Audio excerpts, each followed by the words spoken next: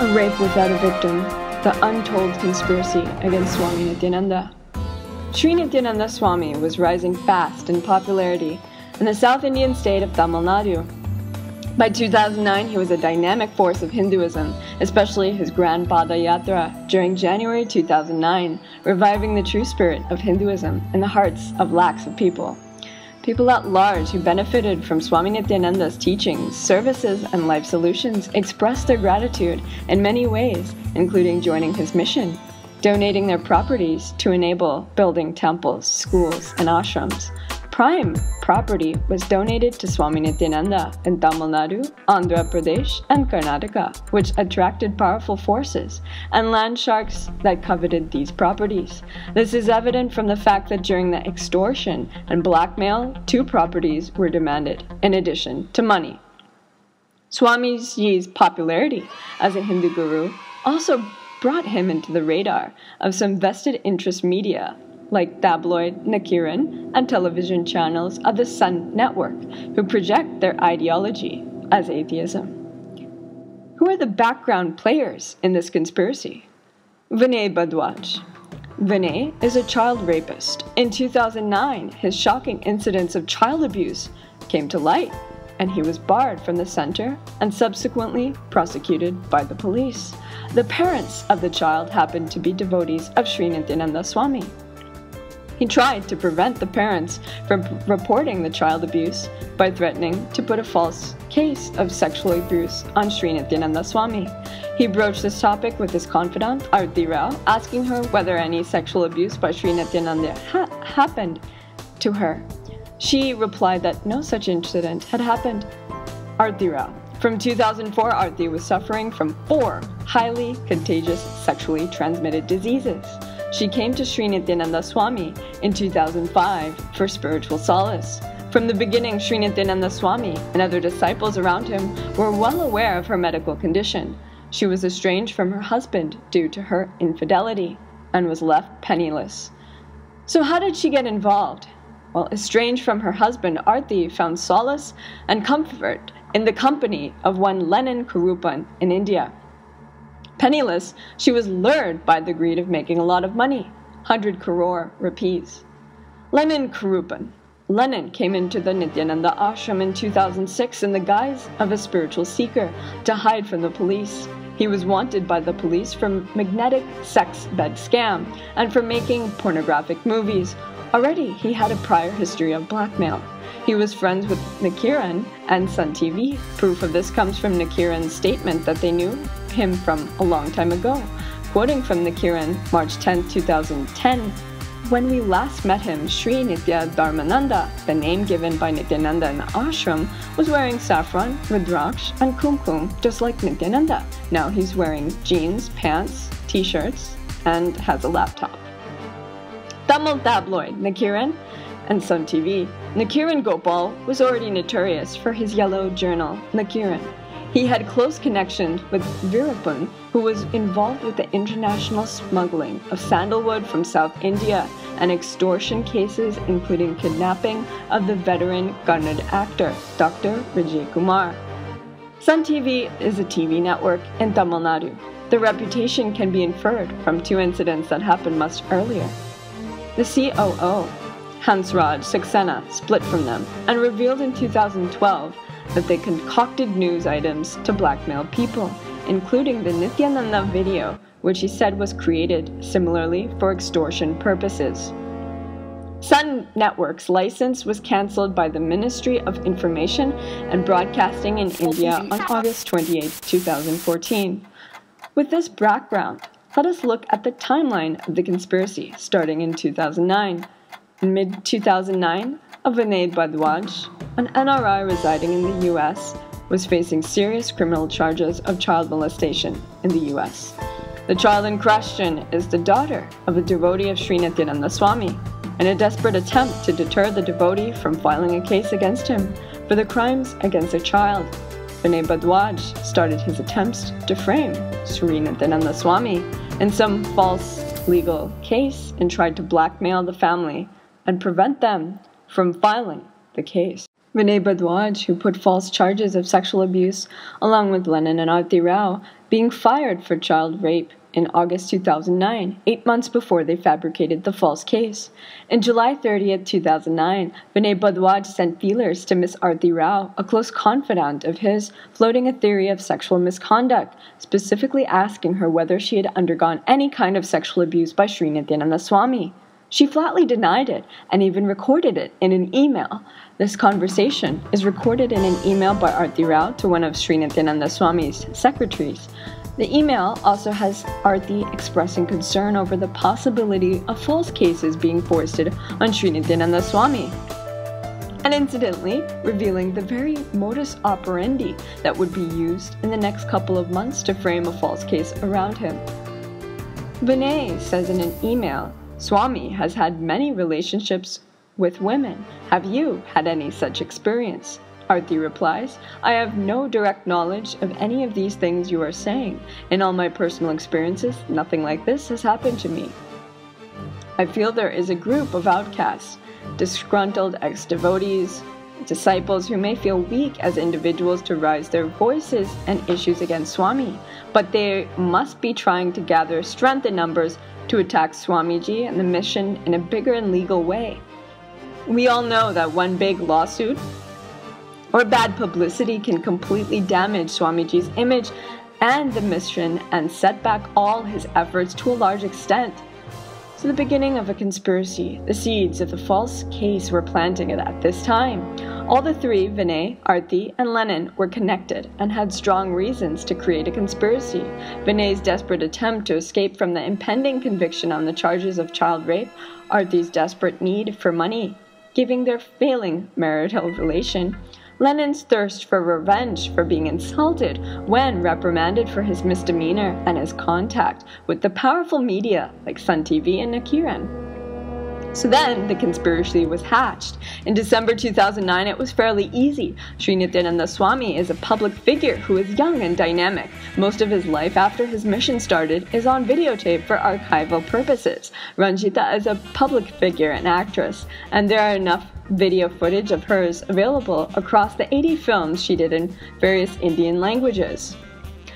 A video was fabricated showing the two, as is proven by various forensic experts, who among many other technical analysis point out simply that the video is made by superposition of images. The whole extortion and conspiracy is also lodged in the complaint filed by an administrator of the ashram, which was registered as FIR by the Tamil Nadu police in Chennai, Tamil Nadu. Excerpts of the FIR. First, Lennon connected Miss Aarti Rao, and she threatened, saying, "If you people do not pay the full amount, I will put rape charges against Swamiji and send all of you inside the jail." Then Lennon connected Mr. Kamaraj and Rajagopal at Nakiran Gopal. Both of them threatened that if we failed to pay the amount, he would publish the morph video and photographs in Nakiran magazine and Nakiran website. The deal that the conspirators wanted was 60 crore rupees and 2 prime properties. Both the police as well as the courts saw the gravity of the crime in which Lennon and Aarti, among others, were involved. This is seen from the subsequent rejection of anticipatory bail application of Lennon, even by the Apex Court of India. In March 2nd, 2010, when the extortion attempts didn't work, Lennon in cahoots with Sun TV aired a morph video showing Sri Nithyananda Swami with actress Ranjita. The fact that Sun TV aired this exclusive video nonstop for 3 days is testimony enough to their ulterior motive behind airing the news. That the video was morphed was declared by Ranjita as soon as the video was aired, as well as proven by over 60 technical reasons cited in the detailed forensic analysis of the video by 4 forensic experts from the USA with the expertise of forensic investigations of FBI cases. However, the media frenzy generated by the sensational video overpowered fact and reason, and in its wake, Lennon Kurupan registered a complaint against Sri Nithyananda Swami and several of his senior disciples, alleging rape, An FIR was registered charging Sri Nithyananda Swamiji of rape even though there was no victim named. The video, though morphed, even if it's seen as true, still didn't make out rape, and the lady in the morphed video, Miss Ranjita, had even filed a counter case on Lennon for defaming her and for extortion. On April 21st, 2010, the hype by certain sections of the media created a wave of sensationalism leading to the arrest of Sri Nithyananda Swami on a case of rape without a victim. He was kept in prison for 53 days. To substantiate the arrest, the police, in an unheard of move, made an open appeal on television, newspapers, social media like Facebook for victims to come forward and declare that even their travel expenses would be given by the police. In June 12, 2010, Sri Nithyananda Swami was granted bail with the police filing a memo to the Honorable High Court of Karnataka saying even though statements have been collected from 48 witnesses available so far, no useful witness is available against the accused. On July 23, 2010, the case was about to be quashed by the Honorable High Court of Karnataka. As per the High Court proceedings, excerpt July 23, 2010, hearing of the quash petition filed in 2010, there is no material for the offenses under sections 376 and 420 IPC. In August 17, 2010, 6 months after the false complaint filed by Lennon, after no case was made out against Sri Nithyananda Swami, when the false case was about to collapse, Miss Aarti Rao, with pseudonym Miss Amla, posed as a false rape victim to sustain the false case lest it fall and the truth behind the extortion and conspiracy lead to the exposure of Lennon and her and the resultant arrest. In November 6, 2011, Aarti Rao filed a similar false complaint in her home country in the US, alleging rape by Sri Nithyananda Swami. On February 7, 2012, a US federal court dismissed Aarti Rao's bankruptcy application for failure to appear in person for her court-ordered creditor's exam. In March 14, 2012, Lennon was arrested for 108 days for extortion and blackmail after his anticipatory bail got rejected even by the Apex Court of India. The case is about to be charge-sheeted. In March 16, 2012, FBI experts who analyzed the morph videotape gave a detailed analysis with over 60 technical reasons to clearly prove the video was morphed and manipulated. They also indicate why the earlier reports from the forensic science labs in India could not detect this level of sophisticated morphing done by high-end machines and software available only to large media companies with multi-million-dollar equipment dedicated to doing this. In April 2012, a U.S. court ordered default judgment against Aarti Rao for her total disregard for the law by failing to appear for her court-ordered disposition. In June 2012, sensing that the false case was closing steam, Lennon convinced Aarti Rao to reveal her identity and come on some media. A Heathrow nondescript Kannada television channel, Suvarna TV, was looking to raise its viewership by any means, ethical or crooked, took the bait. Although only a witness in the case and hence legally not allowed to talk about the sub-justice case, Aarti Rao appeared in Suvarna TV, claiming she was the one who was abused and raped by Sri Nithyananda Swami over 40 times, and outright declaring her court-summoned medical records as false and that she did not have any STDs whatsoever. The records were produced by the reputable University of Michigan hospitals as per the direction of the U.S. court. In June 21, 2012, inquiries revealed that the U.S. police did not even register a case on the complaint filed by Aarti Rao, as no case was even made out. Numerous documents were submitted to the Ann Arbor Police Department regarding Swamiji and Rao. At this point, I am unaware of any active investigation regarding the abuse, nor am I aware of any criminal warrants regarding the complaint. On July 19, 2012, Aarti Rao, sensing the case of extortion and blackmailing hanging as A Damocles sword on her head sought for the relief of anticipatory bail, which was granted by the High Court of Madras, but under very stringent conditions that she had to surrender her US passport and report to CID every day for being investigated. On August 8, 2012, in response to Sri Nithyananda Swami's application to procure the medical records of Aarti Rao, which was essential to prove his innocence in the false case for which he was facing a life sentence, the state of Michigan, on the 22nd, the Judiciary District Court issued a judicial order to the University of Michigan hospitals where Aarti Rao went for medical treatment from at least 2004 to produce any and all medical records, reports, and test results from 2005 through 2010 regarding patient Aarti Rao.